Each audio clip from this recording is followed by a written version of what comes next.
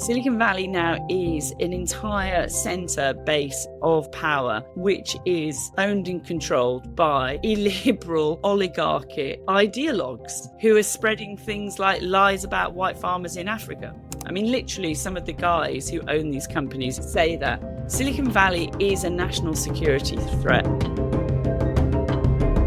Hello, everyone. Welcome to the Readiness Report with the Daily Maverick. I'm Redi Tlhabi. I'm always so happy to share this space with you. So I feel a bit like a fraud during this conversation. Why? Because I've moderated events where we're talking about AI for humanity, inclusive AI. Last year, the UNGA had that's the United Nations General Assembly. The Secretary General had that massive Summit of the Future. And we're talking about all these wonderful things that AI can do. I saw with my own eyes how AI enabled inclusive health. It enabled children who were in refugee camp to learn. It has also helped me as a broadcaster. But there's another darker side that I think a lot of us, or at least let me own it, I am reluctant to engage with. I am on Instagram. I am on X. I post my children's lives, my life. It's all very happy. But there is a darker side that I also see, but somehow in my mind, I'm making a distinction between what I do with AI and what I see, the disinformation, the impact on electoral outcomes. And I think that we're not making a big enough noise about what Elon Musk said when that bromance between him and Trump was falling apart. They've since kissed and made up, of course. But do you remember that Elon Musk tweeted, and I paraphrase here, that without me, you wouldn't have won the election, something like that. And we know how disinformation has been used to manipulate the algorithms to make sure that you find information that reinforces your prejudice. It's not just with the US election, Brexit as well. This conversation was amplified during the Brexit campaign. So today's guest, ladies and gentlemen, is a journalist who calls out bullshit when it comes to artificial intelligence, how our data is being used. She takes us out of our comfort zones, basically saying, are you on Instagram? Are you posting your children? Don't do that. But why? Why can't I share with people of the world? Why can't I form relationships with people that I have never met? Why must we break with an entire system that we are told is the pillar of modern life? Now, you might know Carole Cadwalladr. Oh, I knew I'd say that incorrectly. Carole, come on, help me here with your surname. Cadwalladr, yeah. She's the reporter who helped expose the Cambridge Analytica scandal. She has a powerful TED Talk on Facebook. She talks about the role of technology and how it undermines democracy in some instances. But I think her work has become ever more urgent. AI, deep fakes, and even government spyware. How are these influencing our worlds and our world, and what can we do to insulate ourselves? Okay. That's a long introduction, Carole. It's very nice to be with you. Welcome. Thank you. That was an amazing introduction, Redi. I thought you expressed that very beautifully. Thank you so much. Okay, I just want to deal with a few phrases just to define simple phrases here so that we know what world we're looking in. When you talk about digital surveillance, what are you talking about? I'm talking about, so all of the things that you were talking about there, Instagram that you use, Google that you use to search things, maybe you still post on Facebook, maybe you buy things on Amazon, maybe you listen to things on Spotify. All of these tech platforms are gathering information from us. So they all track us in some way. They're all trying to understand who we are and break that down into little pieces of data, which they then store.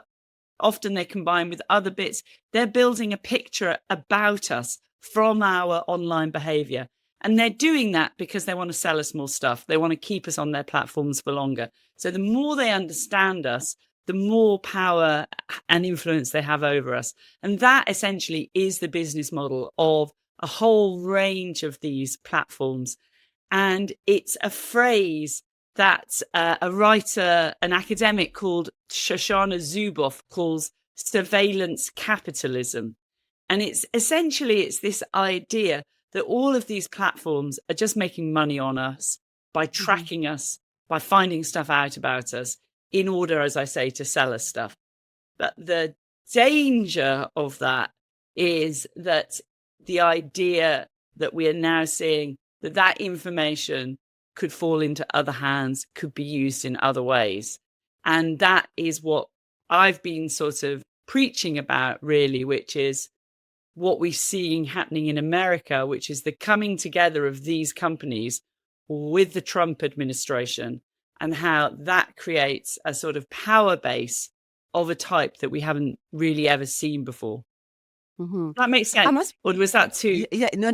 It does make sense. It does make sense. But I've heard people say, well, my life is not interesting. What can they possibly do? What is it actually that they can find? There's kind of a resignation from the public that AI, technology, this is the way of the future. It is inevitable.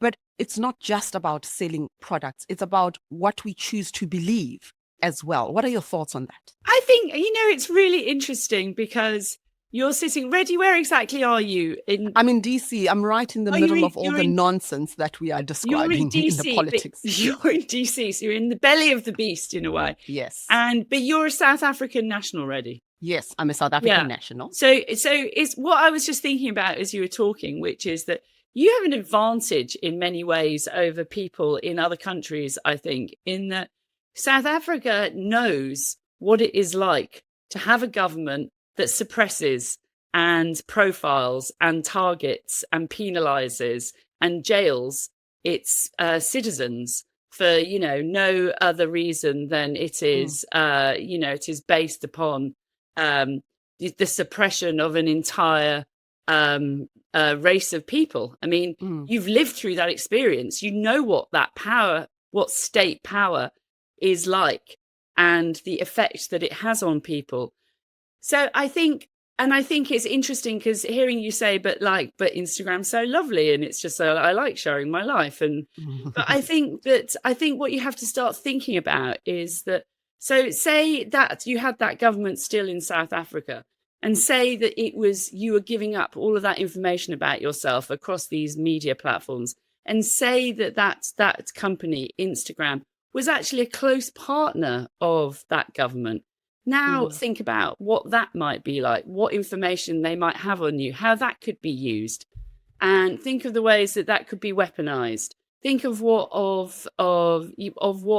a hostile government or government department or law enforcement could make of that information, how it could put it together, how it could put it together wrongly, how it could make inferences about who you are, how it could decide you're a domestic terrorist, how actually you're anti the government. And I think that's the mindset that you kind of need to be in now. And I think that is the mindset that people in America aren't yet alive to, are slowly waking up to.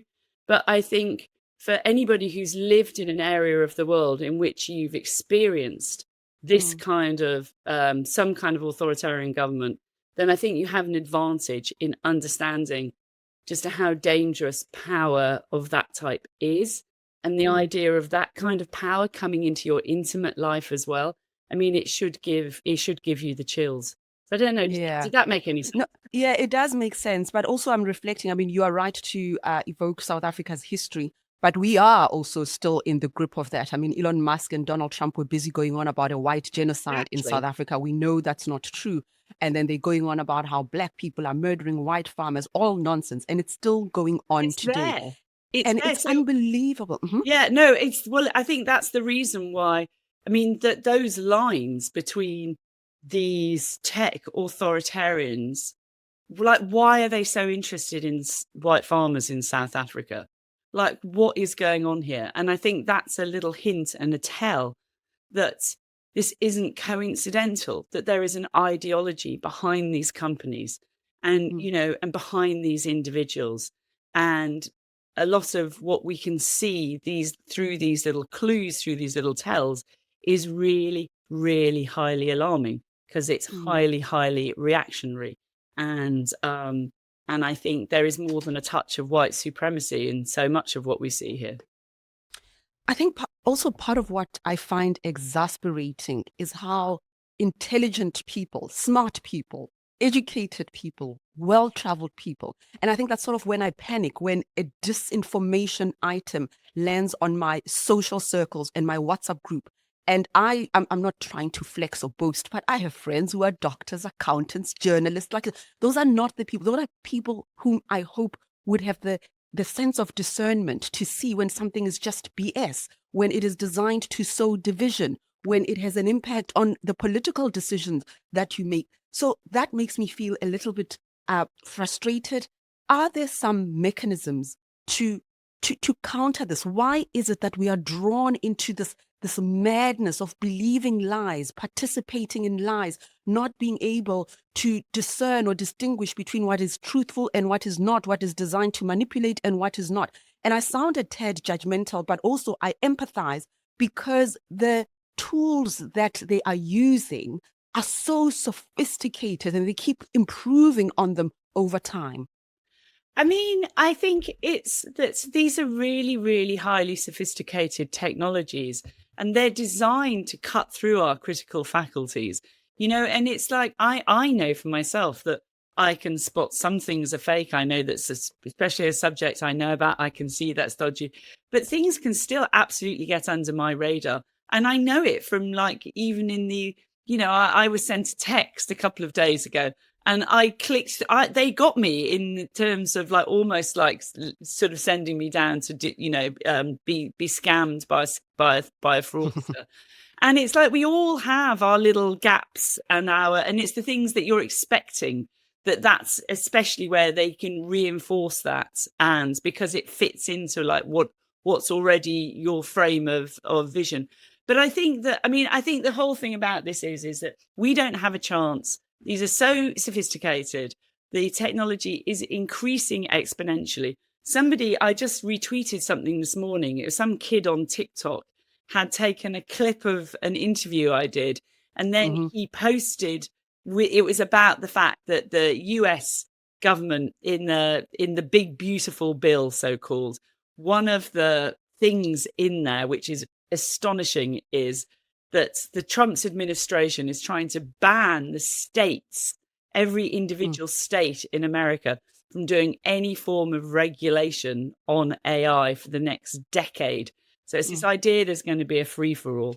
And that already, with the technology already so sophisticated, and this kid on TikTok just posted a series of AI-generated videos of which were showing, completely fraudulent protesters in the LA riots, for example. And it just looks really convincing. It's really hard, and it's going to get even harder to tell what is real and what isn't. And that is going to be the battle that we are all now facing. This is going to be this sort of existential threat that we are all going to be in from now. And that, for me, is why it is so important that we stress the human at this point, and that we stand apart, we take a stance apart from these AI companies. And although I think it's very tempting to go, well, it's really convenient just to use ChatGPT as my personal assistant. And people are really doing that now. They're putting all sorts of personal information into these AIs, because the idea we're being sold is that the more the AI knows you, the more helpful it can be. But they're just data harvesting you, and you don't know how that information is going to be used. And I feel like, as a journalist, Redi, that it's really incumbent on us to make the case for why we need people. We need people. We need human journalists writing the news. We don't want AI writing the news. We want people like you explaining the news. We don't want to have, there are literally AI vodcasts now.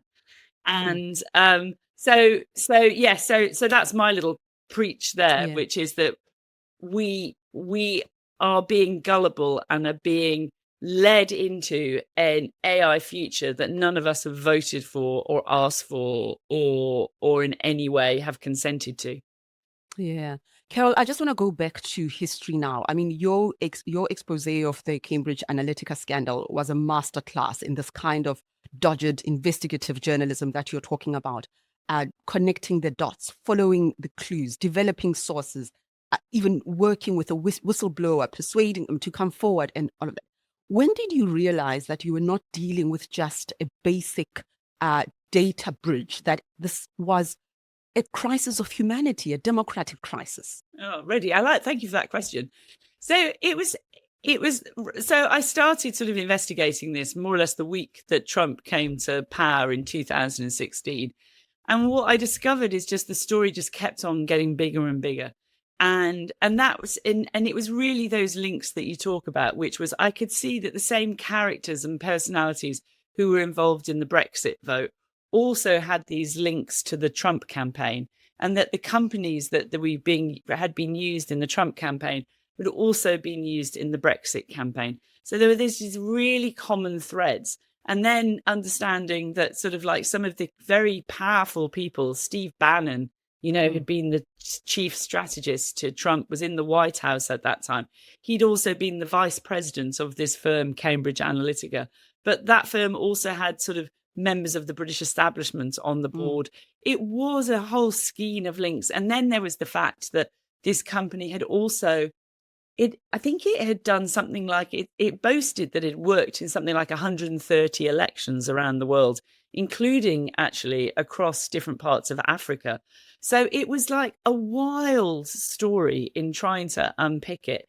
And the thing about it, I think I discovered, was that I couldn't do it in a sort of narrow news story. I needed to use this more sort of feature character-led form of storytelling. And for me, that's one of the things which has really come out of it, is that, I believe that as humans, we need stories, and we have to find more interesting ways of explaining what is going on in the world, rather than sort of narrow, dry news reports, of which, increasingly we see people distrusting. The trust in mainstream media is really going down. So I've just been doing lots of thinking about how we combat that. Okay. Stay in touch with me on that, because that's one of my passions. That is my world. But what I want to go to, and I'm just playing devil's advocate and challenging us as traditional journalists who believe in human stories, human contact, maintaining a sense of curiosity, not deferring to some tools to write your story. Is democracy, the world that you and I want, is it agile enough to respond to this kind of technological disruption? I guess what I'm getting at is, we're talking about human stories, connecting. Are we trying to fight a 21st century threat with 20th century tools? Is there not a case to be made for us to also use AI to counter this disinformation and whatever else is happening? That's a brilliant question, and I love the way you framed it. And yes, there is a way that you can very smartly use specific tools, but that's very different from using these monopoly-owned data harvesting generative AI tools like by these companies. That, the New York Times visual investigations team has done brilliant work in training its own models to use for sort of forensic investigations into what Israel is doing in Gaza, for example. And so there are absolutely smart ways to use this technology. However, one of the things that really concerns and distresses me is the way that large media organizations are making deals with AI companies, which they're being really secretive about. They're syndicating their content. And it's so short-termist. We know absolutely that there is a long track record of technology companies sort of using money to capture news organizations and to make them into partners. And that has an effect on reporting, and it has an effect on attitude towards Silicon Valley. And, one of the key things that I think we have to realize is that Silicon Valley is not our friend. Silicon Valley wants to destroy journalism. I mean, literally, some of the guys who own these companies, investors, say that Silicon Valley is a national security threat. Silicon Valley now is an entire center base of power, which is owned and controlled by illiberal oligarchic ideologues who are spreading things like lies about white farmers in Africa. You personally, I mean, you've reported on these stories. You continue to speak truth to power. We can't go through the whole chronology, but there were some historic lawsuits, online harassment, dealing with trolls, and so on. How do you wear that? How do you move along with all of that hovering and having been experienced? Does that make you more determined to protect people against this kind of power? Or has your work somehow stalled as a result of the deep pockets that these people have as well to go after people like yourself? So I was really paralyzed for a long time because I had this long running lawsuit, and that lawsuit silenced me. It was, I was literally told I couldn't say things in public by my lawyers. At the same time, I became I call it a culture war hate figure. I was really demonized and vilified by the right wing in Britain. And it kind of created this situation in that I just got wave after wave of abuse. And also it worked. That's the thing about propaganda. I was depicted as this sort of like mad, crazy conspiracy theorist. And, I could see that even in my own community, I could see elements of that sticking to me. And it was a really painful, horrible experience, but it did make me, it also made me try other things. So during that time, I set up a sort of tech justice nonprofit called The Citizens. The Citizens. And I really did other things there. I really learned about campaigning. We did strategic litigation. I experimented with different types of storytelling. And I really did things. I kept myself out of the fray. I did things behind the scenes. And I made lots of mistakes during that period, but I also learned a lot through it. And now because I've come through this experience, I see really clearly how other people are going to be targeted in exactly the same way. This is a playbook. What happened to me has happened to other female, particularly journalists across the world. It happens to other public figures. It's a strategy, and it's about silencing people, silencing particularly journalists, preventing them from doing their job, demonizing them, and scaring them. I felt terrorized, to be honest with you, for a period of time. But now I sort of feel that I see this really clearly. I've got my voice back again, and I want to. I've just, for the last 10 years, I've had this alarm bell ringing of like, you have to understand what is happening. You have to understand what is coming. And so I'm doing more of that at the moment, which is that we're only at the beginning of this curve of what this technology is going to do to our world. And it is already terrifying.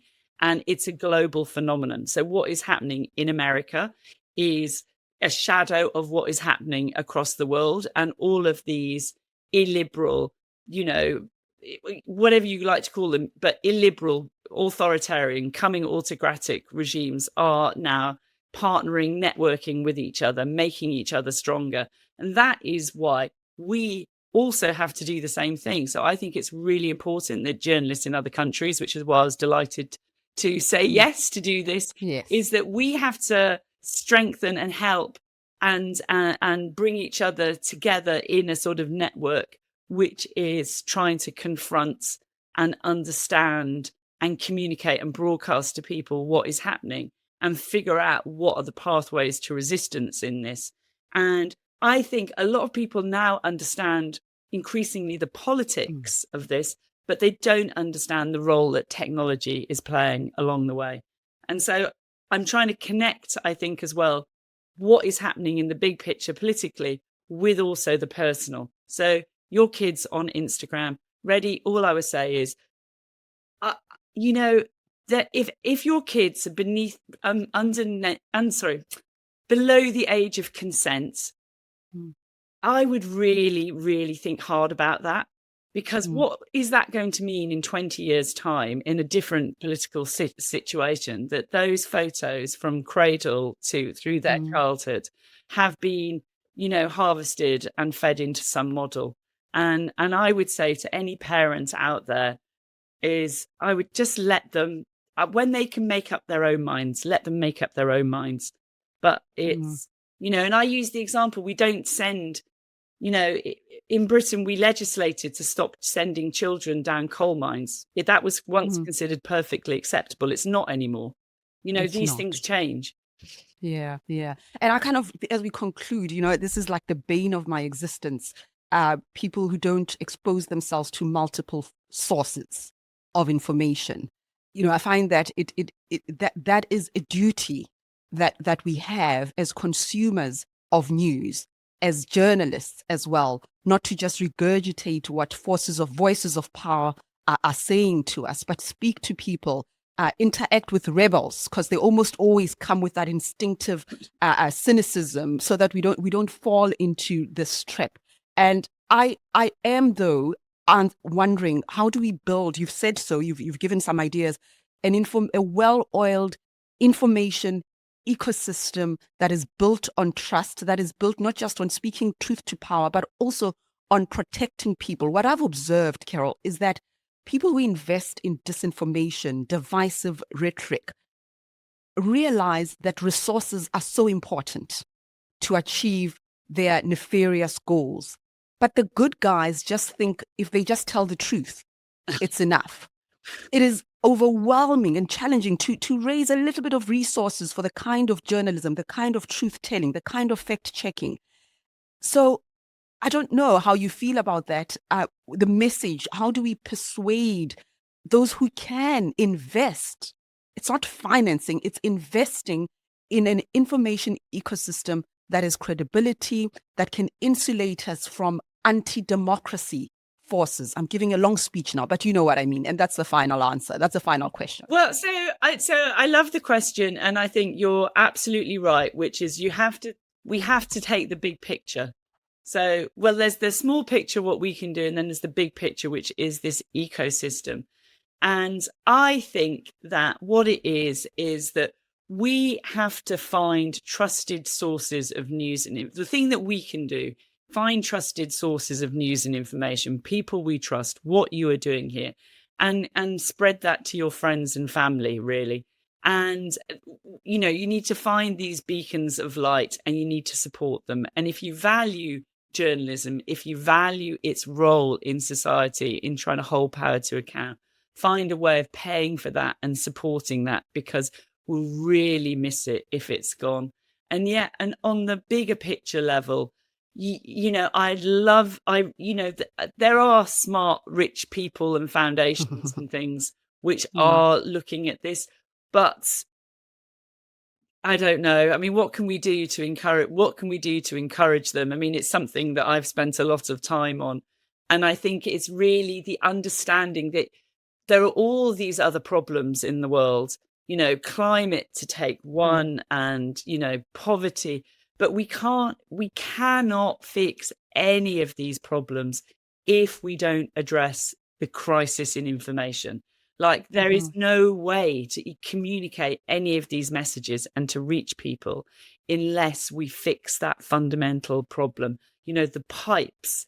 These are the pipes by which information is flowing, by which we all understand the world, are absolutely polluted and stinking and owned by these terrible, terrible monopolists, who have hostile political agendas, who don't believe in democracy, who don't believe in journalism. So that I think is the big takeaway, is that we are all swimming in this really, really highly polluted, toxic waters. And all we can do at the moment is swim towards little islands of sanity, which is finding the people like Redi, I'm sure that's your audience, people who trust what you're doing, and huddle and try and make more of those islands, and sort of fill out that space, and hope that at the higher level that there is some people with money who can do things. Carole Cadwalladr, thank you so much. I've loved chatting to you, and we follow your work. You write for So I'm now on Substack at How to Survive the Broligarchy is the Broligarchy. It's all about this type of stuff we've been talking about. And I also support, there's the non-profit which is called The Citizens. They're on Substack too at Citizens Reunited. Okay, Carole, thank you very much for your time. Thanks so much, Redi. Lovely chatting. Bye-bye.